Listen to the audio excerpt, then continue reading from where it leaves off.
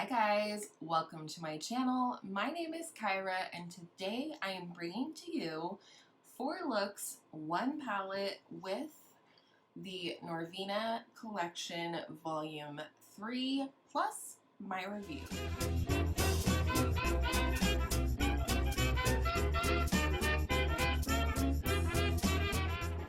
So in case you missed it, I did have a first impressions with this palette in which I created a look and gave you my thoughts upon first playing with this palette. So overall, I've done 5 looks with this palette. The third one for this video, I wasn't recording. Oh, I was so bummed. I loved the look and wouldn't you know it, I went to go turn off my camera to go apply mascara and come back for a lip, as I always do, and the camera wasn't running.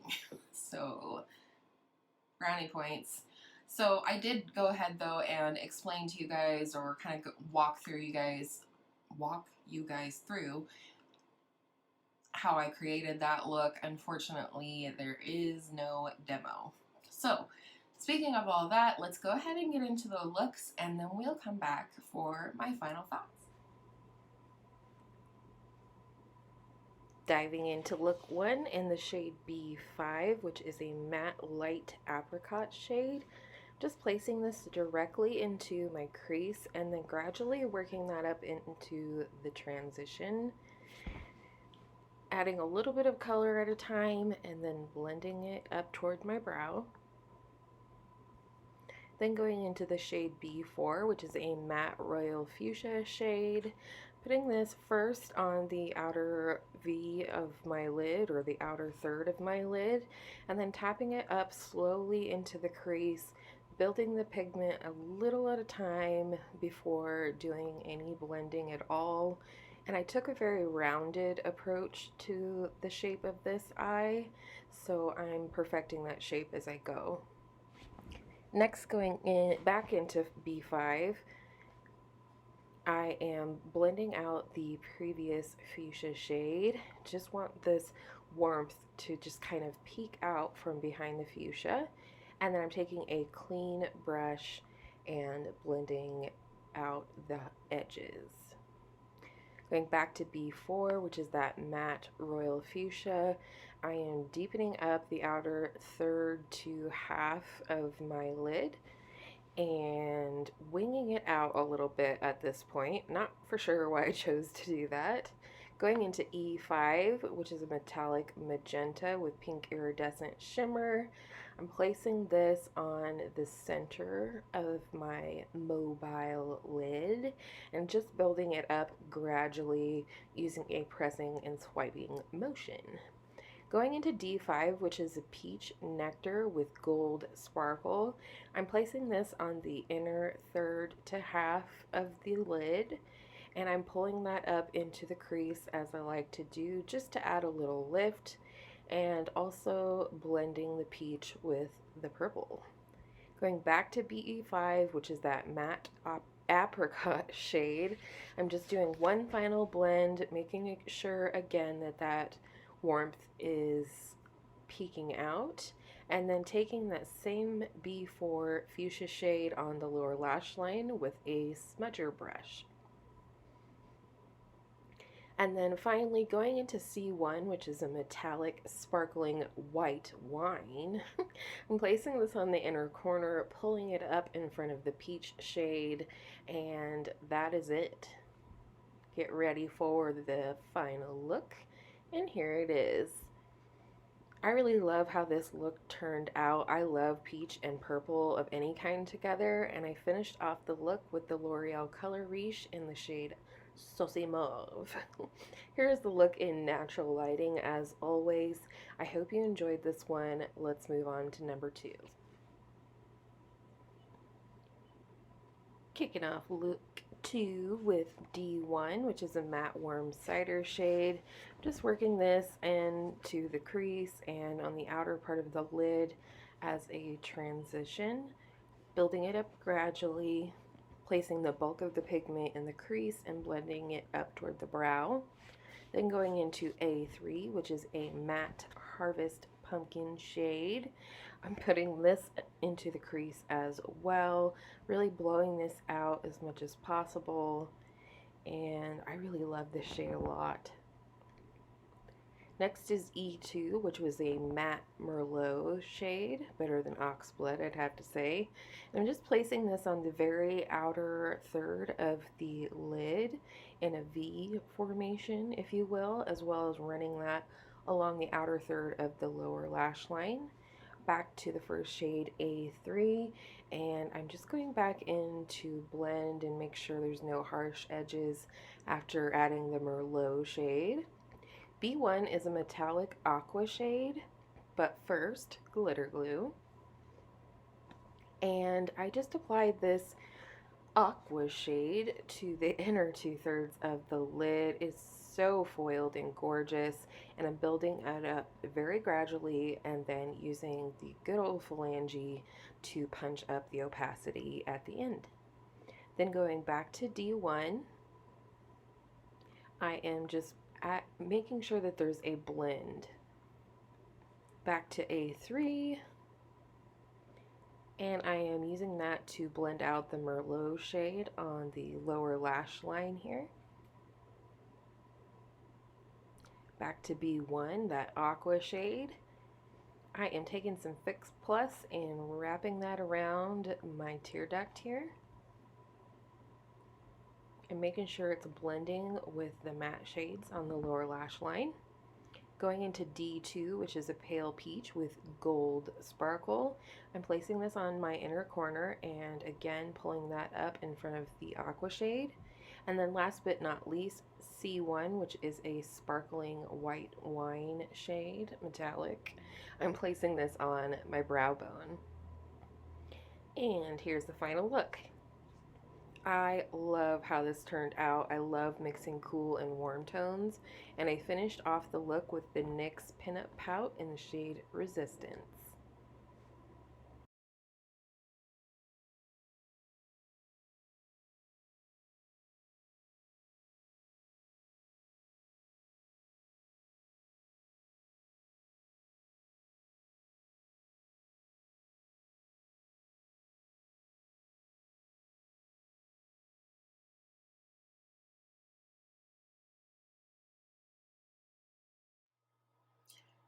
Oh my goodness, I'm so bummed right now.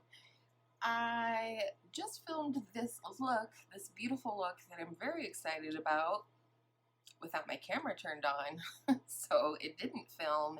So I'm just quickly going to go through what I did for this look with you guys. I'm really sorry, I just don't have time or like health of eyelid skin to refilm this look, so I'll tell you what I did. I first went into this shade B2 right here and pressed that into the outer V and up into the crease, and then I came and blended it out with A4 right here, and I didn't quite get the vibrancy that I wanted from that one, so I went ahead and took this shade A1, am I doing it right? Yes, A1, and added a little bit of brightness that way. And then I put C5 on the outer 2/3 of the lid, and then came in and layered over C1 on the inner third and pulled that up into the crease a little bit, as well as wrapped it around the tear duct. And then I came back in with B2 on the lower lash line all the way across, smudging that out, and then layered C1 over top of that. And I just think this is a really beautiful look. It's kind of a fun look that you can pull out of this palette that isn't like fall, you know, orangey tones as this would appear to be predominantly. So that's what I did for this look, and I'll be double checking from now on that my camera is recording.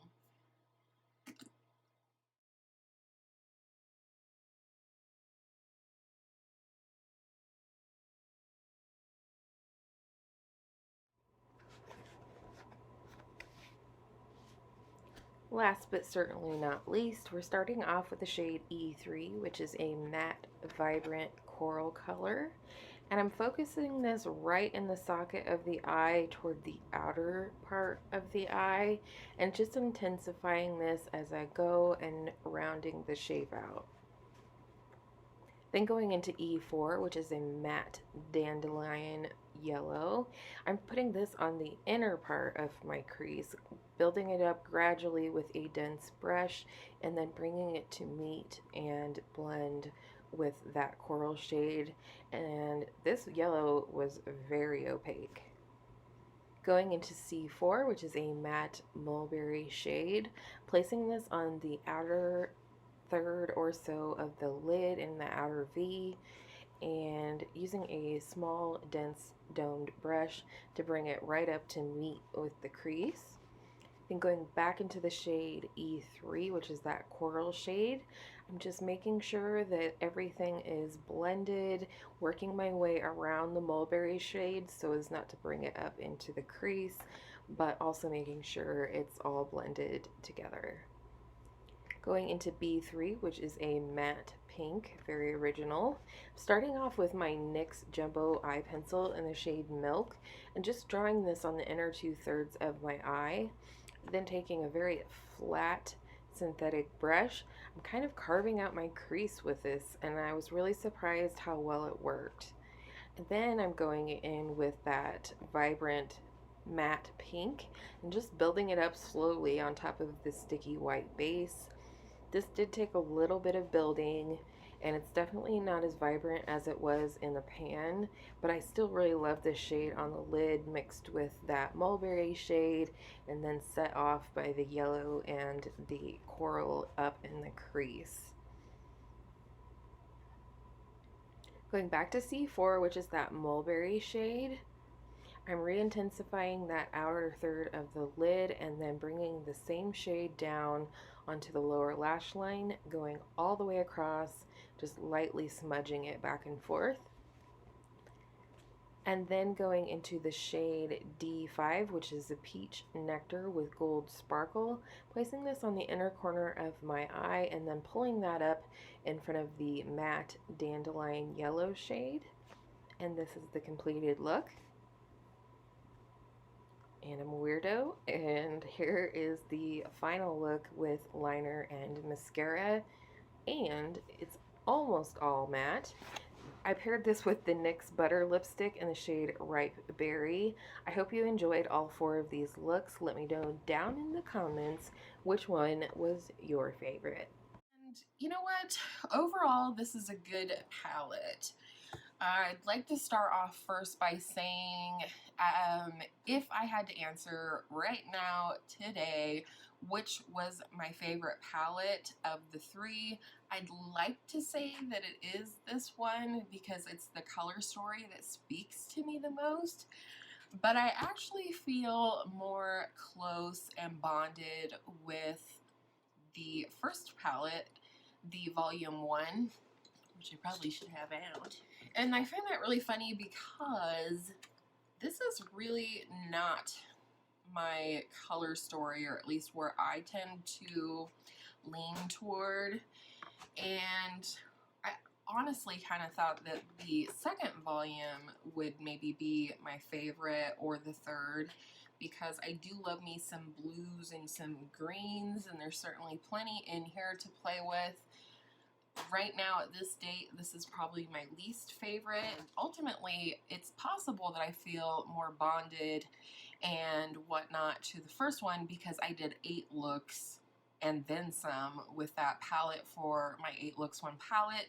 So it could be that I just haven't, used the other 2 enough to, make that determination or call them favorites. In fact, I would say that's a certainty. There were, I don't know, about 5 or 6 shades in this palette that I didn't get to use in the 4 looks, and I really hate reviewing a palette unless I do, but I do feel confident that I understand the palette and the formulas within the palette and things like that. But let's go ahead and talk about the formulas in these palettes. I think overall, even atop a white base, the fluorescence and mattes overall look darker on the eye than they do in the pan. I mean, this is like about as day glow yellow as you can get, and it's not that yellow. It's not the one I have on, but it's not that yellow. And I definitely would say that the fluorescent shades would benefit overall from having some type of a white base underneath. And then there are a couple in here that I would consider more metallic than glittery. That would be B1 and D4 for sure.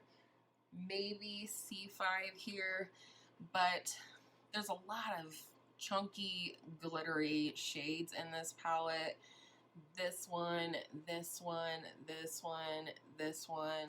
But overall, even with a sticky base or the NYX glitter glue, as I always use for my shimmers in general, but especially for glittery shades like that, none of it, spraying, nothing prevents fallout from these shades. So if that's going to bother you, and it does bother me sometimes, then this might not be the palette for you. I really wish that they had done less glitter and more just metallic, because the metallics within these palettes are phenomenal. Some of my favorites within my collection.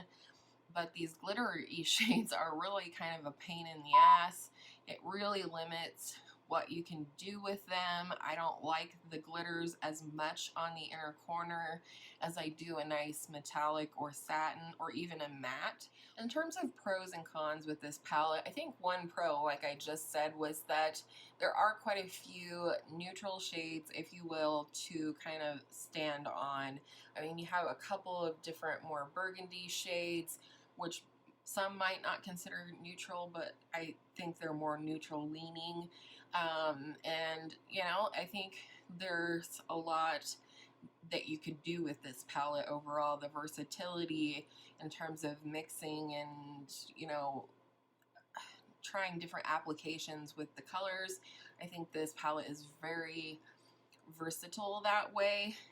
However, if there's a con to this palette, it is what this does to your eyeball when you look at it.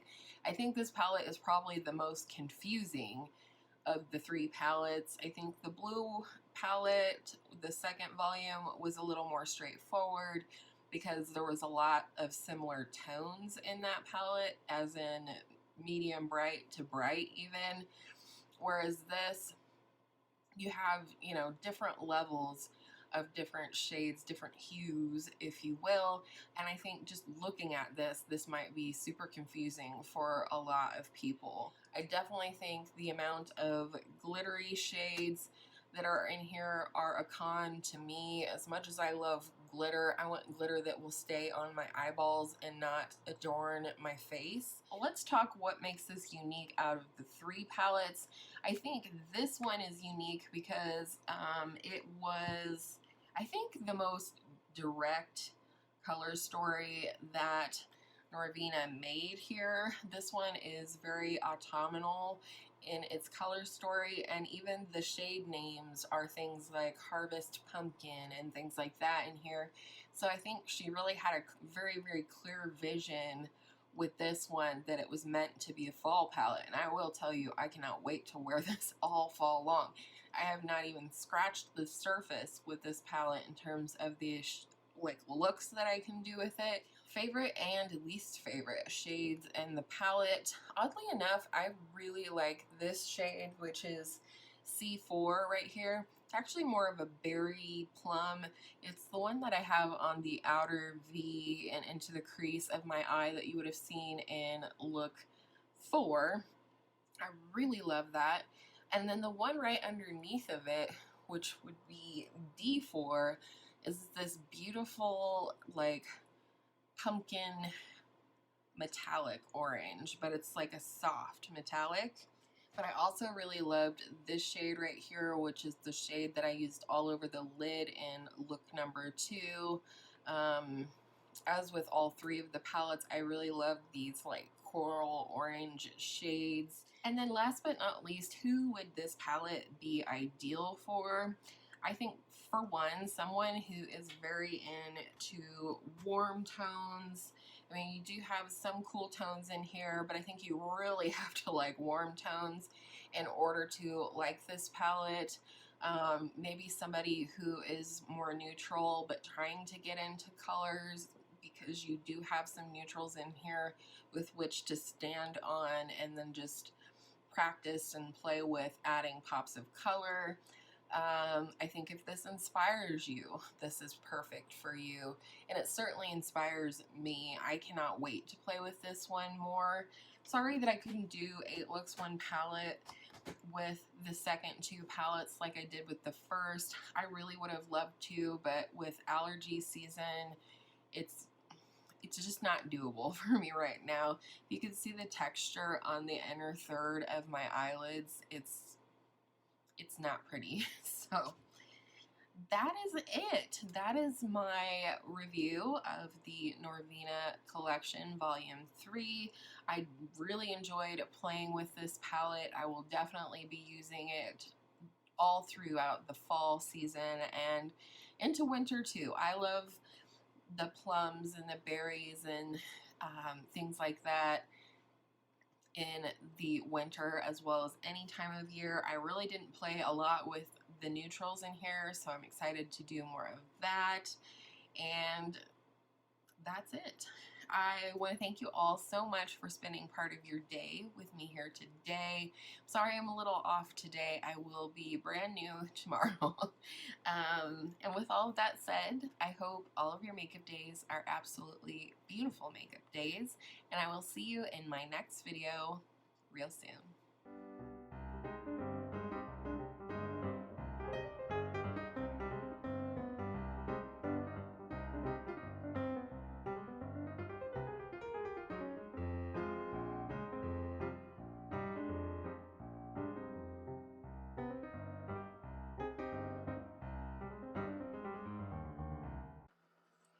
Yeah, these things are heavy. Maybe that's another con.